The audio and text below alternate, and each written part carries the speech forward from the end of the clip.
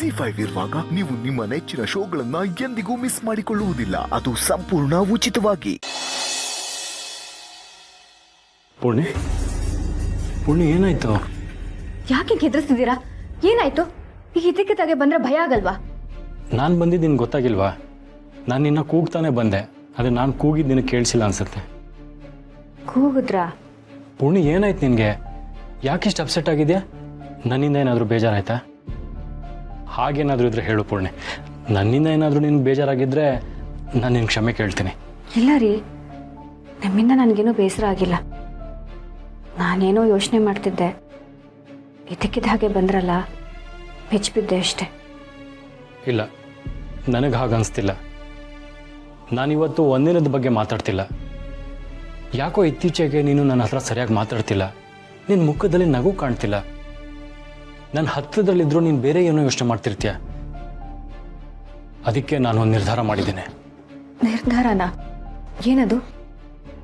ಅಮ್ಮ ಅವ್ರಿಗೆ ನನ್ನಿಂದ ತಿಳಿದೇನೋ ತಪ್ಪಾಗಿದ್ರೆ ಐ ಆಮ್ ಸಾರಿ.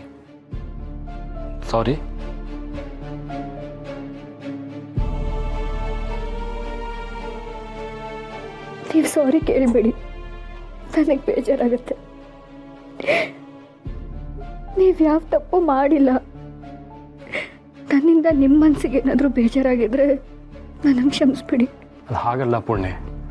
ನೀನು ಈ ರೀತಿ ಮಂಕಾಗಿದ್ದರೆ ನನ್ನ ಮನಸ್ಸಿನ ಒಂಥರ ಹಿಂಸೆ. ನೀನು ಯಾವಾಗಲೂ ನಗ್ನಗ್ತಾ ಇರಬೇಕು ಅಂತ ನನಗೆ ಆಸೆ. ಅದಕ್ಕೆ ಕೇಳಿದೆ.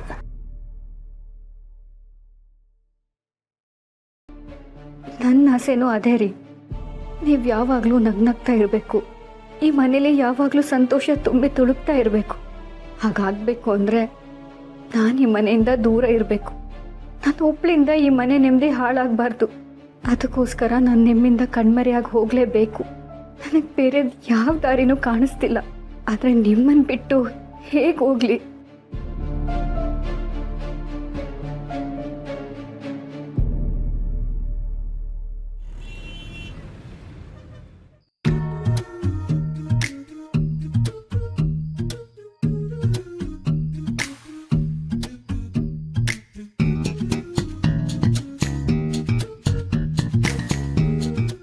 ಏನಪ್ಪ ದಂಡಪಿಂಡ, ಏನೋ ಭಾರಿ ಖುಷಿಯಾಗಿದ್ದೀಯಾ? ಏನು ಸಮಾಚಾರ? ಅಲ್ಲ, ವಿಷಯ ಏನು ಅಂತ ಹೇಳಿದ್ರೆ ನಾವು ಒಂದೆರಡು ತೊತ್ತು ಜಾಸ್ತಿ ತಿಂತೀವಪ್ಪ. ಏನಿಲ್ಲ ತಾತ, ಇವತ್ತೇನಾಯ್ತು ಗೊತ್ತಾ? ಆ್ಯಪಲ್ ಕಟ್ ಮಾಡ್ತಾ ಇದ್ದೆ. ಹಣ್ಣು ತಿಂದರೆ ತುಂಬ ಒಳ್ಳೆಯದು.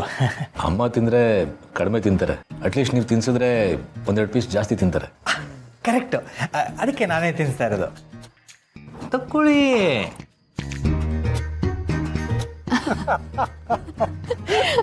ಅವರೆಲ್ಲರೂ ಅಮ್ಮನ ಎಷ್ಟು ಚೆನ್ನಾಗಿ ನೋಡ್ಕೋತಿದಾರಲ್ವಾ? ಆ ಮನೆಗೆ ಒಂದು ಮಗು ಬರ್ತಾ ಇದೆ ಅನ್ನೋದಕ್ಕಿಂತ ಹೆಚ್ಚಾಗಿ ಅಮ್ಮನೇ ಪುಟ್ಟ ಮಗು ಆಗ್ಬಿಟ್ಟಿದ್ದಾರೆ. ಅವರೆಲ್ಲರೂ ಅಮ್ಮನ ಅಷ್ಟು ಕಾಳಜಿ ಮಾಡ್ತಾರೆ. ಹೌದು ಹೌದು ಹೌದು. ಆ ಮನೆಯವ್ರು ಏನೋ ತುಳಸಿ ಅವ್ರನ್ನ ಭಾಳ ಚೆನ್ನಾಗೇ ನೋಡ್ಕೋತಿದ್ದಾರೆ. ಆದರೆ ಪಾಪ ಸಮರ್ಥನಿಗೆ ತುಳಸಿ ಅವ್ರ ಬಾಣಂತನನ ಈ ಮನೆಯಲ್ಲೇ ಮಾಡಬೇಕು ಅನ್ನೋ ಆಸೆ ಇತ್ತು.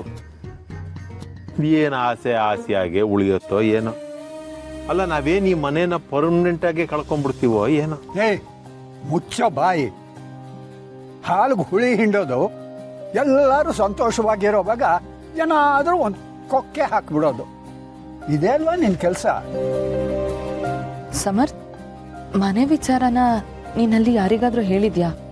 ಅಫಿಯವ್ರಿಗೆ ಏನಾದರೂ ವಿಷಯ ಗೊತ್ತಾಯ್ತಾ? ಇಲ್ಲ ಸಿರಿ, ಈ ವಿಷಯ ನಾನು ಅವ್ರಿಗೆ ಯಾರಿಗೂ ಹೇಳಲ್ಲ.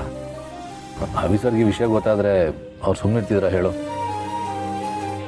ಈಗಾಗಲೇ ಮನೆ ಋಣ ನನ್ನ ಮೇಲೆ ತುಂಬ ಇದೆ. ಹೇಗಾದರೂ ಕಷ್ಟಪಟ್ಟು ಸಾಲನ ತೀರಿಸ್ಬೋದು, ಆದರೆ ಋಣನ ತೀರ್ಸೋಕ್ಕಾಗಲ್ಲ.